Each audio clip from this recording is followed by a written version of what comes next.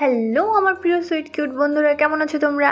নিশ্চয়ই আমার গল্পগুলো শুনে শুনে খুব সুখ নিচ্ছ আর আনন্দে আছো। তোমাদের আনন্দ দিতেই তো আমি নিয়মিত তোমাদের জন্য নতুন নতুন ভিডিও নিয়ে হাজির হই। তো তোমরা যারা এখনো আমার চ্যানেলটি সাবস্ক্রাইব করোনি তারা প্লিজ আমার চ্যানেলটি সাবস্ক্রাইব করে দাও।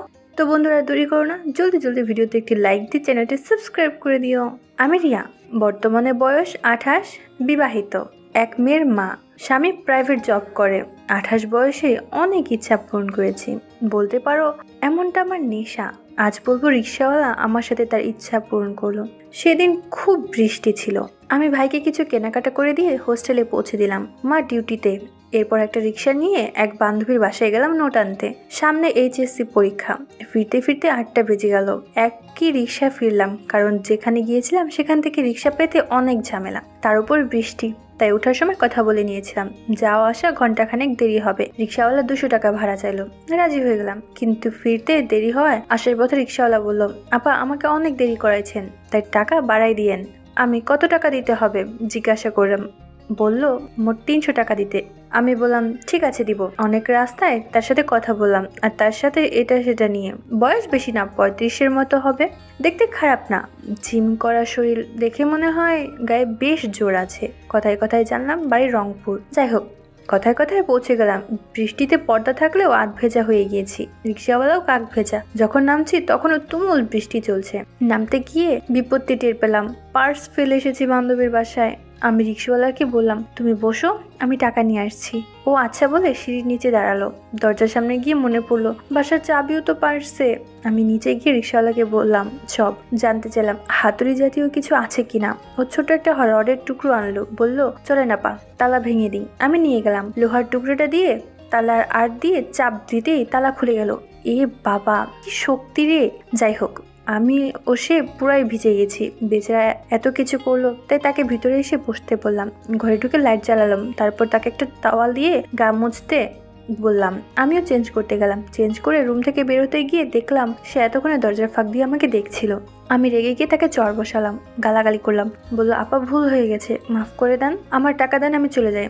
আমি অগ্নিশর্মা হয়ে টাকার জন্য মায়ের রুমে গেলাম। এ কি, মায়ের আলমারির চাবি তো ভুলে আমি সাথে করে নিয়ে গিয়েছি, এখন কি হবে? আমার রুমে এলাম। আমার সব টাকাও যদি পার্সে রয়ে গেছে, তবুও খুঁজে দেখি কিছু পাই কিনা। 100 টাকা পেলাম। রিক্সাওয়ালার কাছে এসে নরম গলায় আমি সব বললাম। 100 টাকা এগিয়ে দিয়ে সে নিতে রাজি হয় না, ধমকের সুরে বলল টাকা দেন, না হলে ভালো হবে না। আমি নিরুপায় হয়ে বোঝানোর চেষ্টা করলাম, কিন্তু সে রাজি হলো না। উত্তেজিত হয়ে গেল। 4 ঘন্টা ঘুরিয়ে ভাড়া দেবেন না? আবার আমার ভুল হয়ে গেছে বলার পরও আমাকে মারছেন। মারার কথা তোলাতে আমি বললাম তুমি দেখেছিলে কেন, মারাই উচিত। এবার সে গালাগালি শুরু করলো। আমি প্রতিবাদে করতে উল্টো বলছে 2 ঘন্টা আমাকে বসাই রাখছে, এটা কিছু না, আর আমি দেখলেই দোষ। আমি আরো রেগে গেলাম। এবার সে আমার দিকে এমন ভাবে তাকালো, আমি তো ভয় পেয়ে গেলাম। সে বলল আপা ভালোভাবে টাকা দেন, না হলে কিন্তু কি করে টাকা উসুল করতে হয় আমি জানি।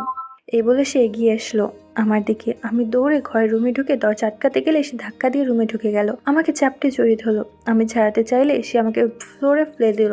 এত জোরে ফেলে দিল যে আমি ফ্লোরে পড়ে বেহুশ হয়ে গেলাম। এরপর সে আমাকে খাটে নিয়ে আসলো, টেবিল থেকে জল এনে ছিটিয়ে জ্ঞান ফেরালো। এরপর ঝাঁপিয়ে পড়ে আমার সবকিছু খুলে দিল। আমি কিছু বলতে পারছিলাম না, কারণ বাড়িতে কেউ নেই, তাই কাউকে ডাকও দিতে পারলাম না। এবার সে আমার দিকে লালসার দৃষ্টিতে তাকালো, মনে হচ্ছে এখনই আমাকে খেয়ে ফেলবে। আমি তাকে বললাম তুমি অন্যদিন এসে টাকা নিয়ে যেও, সেদিন তোমাকে তোমার ভাড়ার থেকে বেশি টাকা দিব।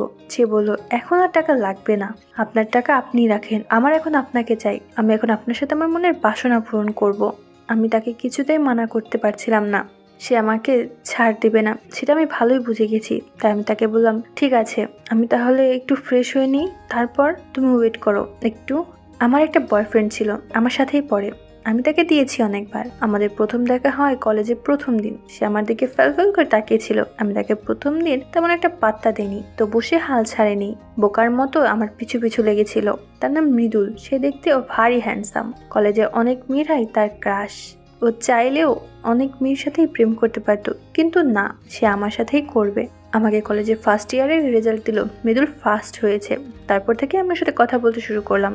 আমরা প্রায় একসাথেই থাকতাম, লাইব্রেরিতে একসাথে বসতাম। আমরা ধীরে ধীরে অনেক গভীরে চলে যাই। আমি আর ও যখন একসাথে থাকতাম, তখন ও আমার ওই দুটোর দিকে ফেল করে তাকিয়ে থাকতো। আমি বুঝতাম যে ও ঠিক কী চাইছে, কিন্তু আমি ওকে আগে কিছুই দেব না। ও আমাকে ওর ইচ্ছার কথা বলার সাহস পেত না, কারণ আমি মৃদুলকে কখনো এমনটার সুযোগই দেইনি। একদিন আমার জন্মদিন ছিল, তাই মৃদুল আমাকে ওদের বাসায় ইনভাইট করলো। আমি কিছুই না ভেবে ওদের বাসায় চলে গেলাম। মৃদুল আমাকে নীল শাড়ি পরে আসতে বলেছিল। আমাকে নীল শাড়িতে পরীর মতো লাগে, তাই আমিও ওর পছন্দের মতো নীল শাড়ি পরে ওদের বাড়িতে আসলাম। ওদের বাড়িতে এসে আমি পুরোই অবাক। ওদের বাড়িতে কেউ নেই, ওর বাবা মা কোথায় যেন গেছে, আসবে 2-3 দিন পর। কারণ মৃদুল জানে ও যদি এ কথা আগে বলতো তাহলে আমি আসতাম না, তাই আমাকে আর বলেনি। যাই হোক, আমি মনে মনে ভাবলাম চলে যখন এসেছি কি আর করা। মৃদুল ফ্রিজ থেকে একটা কেক নিয়ে আসলো। আমি আর মৃদুল কেকটা কাটলাম। আমি আর মৃদুল সোফায় বসে গল্প করছি, কিন্তু মৃদুলের নজর আমার ওই দুটোর উপরেই ছিল। মৃদুল আমার হাতের উপর ওর হাতটা রাখলো। আমি আর বাধা দিলাম না। ওর হাত কেমন যেন গরম হয়ে আছে। মৃদুল আমাকে বলল, আমার একটা কথা রাখো না প্লিজ। আমি বললাম, কি কথা? মৃদুল ওর মনের কথা আমাকে জানালো। আমি আর মৃদুলকে না বললাম না। তারপর আমি আর মৃদুল আমাদের ইচ্ছে পূরণ করলাম। আমি ফ্রেশ হওয়ার বাহানায় মৃদুলকে ফোন করলাম। মৃদুল বলল, তুমি ওকে একটু কথায় ব্যস্ত রাখো। আমি তাই করতে লাগলাম। কিছুক্ষণ পর মৃদুল এলো। আমি আমার রুম থেকে চলে গেলাম। আমি এসে দেখি মৃদুল আর ও একসাথে গল্প করছে, কিভাবে ওরা দুজন একসাথে আমাকে দিয়ে ওদের মনের ইচ্ছা পূরণ করবে। আমি মনে মনে ভাবলাম, আজ আমার রক্ষা নেই, যা আছে কপালে সেটাই হবে। ওরা একটু একটু করে আমার দিকে এগিয়ে আসছে। আমি নিজেকে ওদের হাতে সঁপে দিলাম। ওরা আমাকে নিয়ে বেশ মেতে উঠলো। আমি মনে মনে ভাবলাম, আমিও ওদের সাথে মেতে উঠি, এখন তো আর কিছুই করার নেই, আমিও একটু সুখ নেই। আমি ওদের সাথে তালে তাল মিলিয়ে যেতে লাগলাম। আমি ওদের সাথে অনেক মজা পেলাম। আমি কখনো ভাবিনি যে দুজনের একসাথে এত সুখ পাওয়া যায়। ওরা ওদের কাজ শেষ করে বেশ ক্লান্ত, আমিও খুব ক্লান্ত। আমি ওদের সাথে কিছুক্ষণ রেস্ট নিলাম। তারপর রিক্সাওয়ালা চলে যাওয়ার সময় মৃদুলের নাম্বার নিয়ে গেল, বলল অন্য আরেকদিন ওরা দুজনে আমাকে নিয়ে আবার মেতে উঠবে। আমিও সাথে সাথে বলে ফেললাম, ঠিক আছে, আমিও রাজি। আমিও বেশ মজাই পেয়েছি। পরের দিন আমি কলেজে গেলাম। দেখলাম মৃদুল আমার দেখে মুচকি মুচকি হাসছে আর বলছে, আজ চলো না আমার বাসায়, বাড়িতে মা বাবা কেউ নেই, এখনো আসেনি। আমি বললাম, ঠিক আছে, আগে ক্লাস শেষ হোক। তারপর ক্লাস শেষ করে আমি আর মৃদুল চলে আসলাম ওদের বাড়িতে। আমি আর মৃদুল মিলে অনেক মজা করলাম, কিন্তু দুজন একসাথে সেটার মজাটাই আলাদা।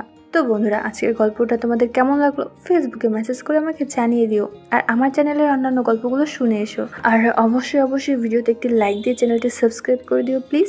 তোমরা সবাই অনেক অনেক ভালো থেকো আর নিয়মিত আমার গল্পগুলো শুনবে। কিন্তু আমি নিয়মিত তোমাদের জন্য মজার গল্প নিয়ে আসবো। আর ফেসবুকে আমার সাথে আড্ডা দিতে জলদি ডিসক্রিপশনে দেওয়া লিঙ্ক থেকে ফেসবুকে আমাকে মেসেজ দাও। Bye bye.